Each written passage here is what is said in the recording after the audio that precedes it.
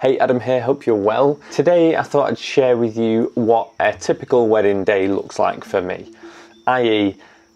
how much footage that I shoot and what I end up with in order to make a film.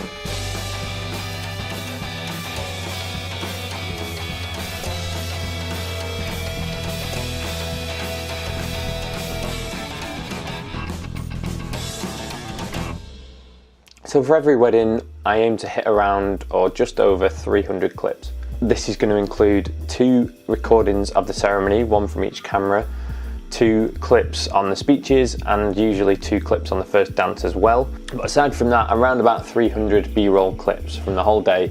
That's my sweet spot, kind of happy number. Once I've hit that, once I've got 300, I'm happy and confident that I've got everything I need. Each of those clips is no longer than 5-6 seconds, and then on top of that I normally have about 20 or 30 still images as well, but I'll go into that in a minute. This amounts to an average of 80 gig per wedding, so 80 gigabytes of footage across the 2 cameras, shooting on Sony A7S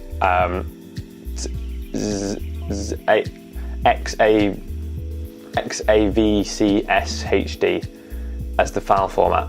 Obviously sometimes I'm going to shoot more than that if there's loads going on at the night do, for example, I'm staying for like fireworks, etc, but on a typical day from bridal prep through to the night party, around about 300 clips, that's my sweet spot. And this is how I break it down throughout the day, so I've kind of got like a mental checklist, and at each point, if I'm hitting these targets at each point of the day, I know I can relax, I know I've got enough footage. So obviously starting the wedding day with the bridal prep, sometimes groom prep as well, but always bridal prep.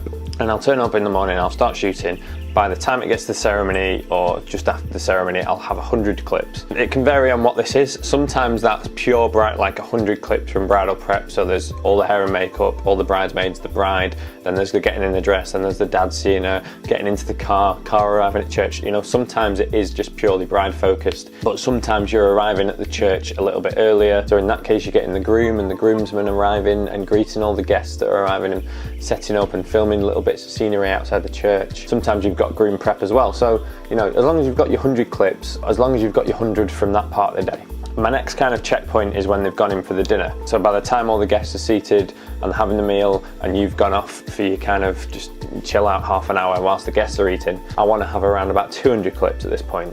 Now again, it can vary on what this is. Drinks reception footage, mingling, bride and groom hugging guests, and, you know, general mingling and chatter, and then the photographer's doing some group photos, family photos, you can maybe get a little bit of that.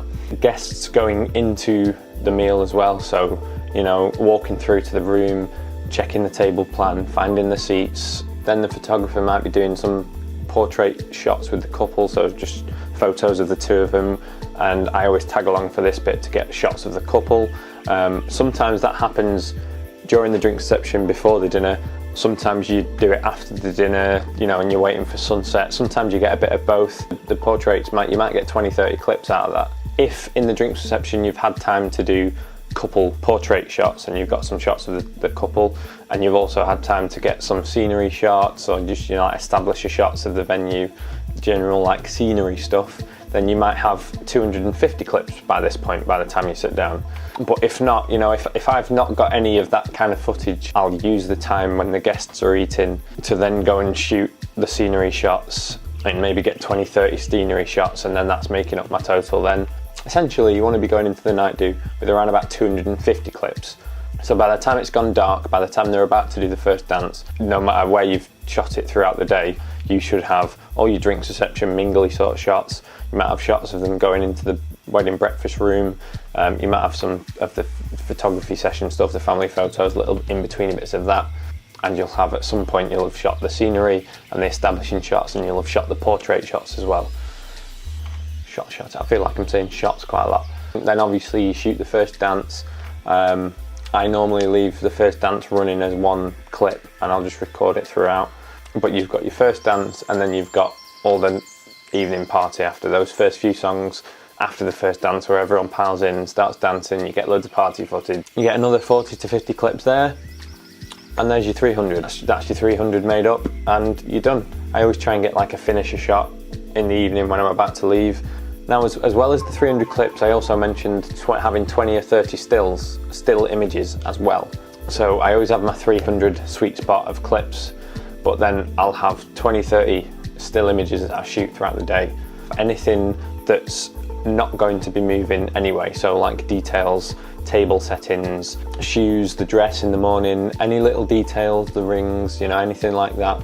Anything that's not going to be moving in your frame anyway, you can just take a picture of, and then I'll then embed them into the video, and I'll use stills as part of the film. I have done another video discussing this that I'll link, but yeah, that's a clever little Philip White trick that I'm sure a lot of you know about anyway. So by the end of the day, I've got my 300 B-roll clips, I've got my ceremony, my speeches on 2 angles, 2 cameras, and I've got me 30-ish stills, and my audio of course, and that's the whole wedding done. That's all I need. Now, next week's video, I was planning on making it a part 2 of this and talking about once I get home with the footage, how then do I back it up and store it? What's my kind of footage storage archiving system? I was going to do a video about that as like a part 2, but I'm actually away in Cyprus on a destination wedding next week. So next Friday, there's not going to be a usual Friday tips video. However, I do have other ideas for videos that are going to be going up whilst I am away.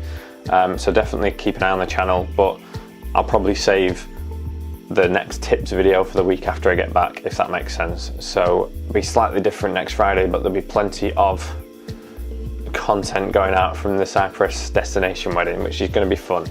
So as ever, I hope you found this video useful, and thanks for watching. I appreciate the continued support, and I will see you in the next one.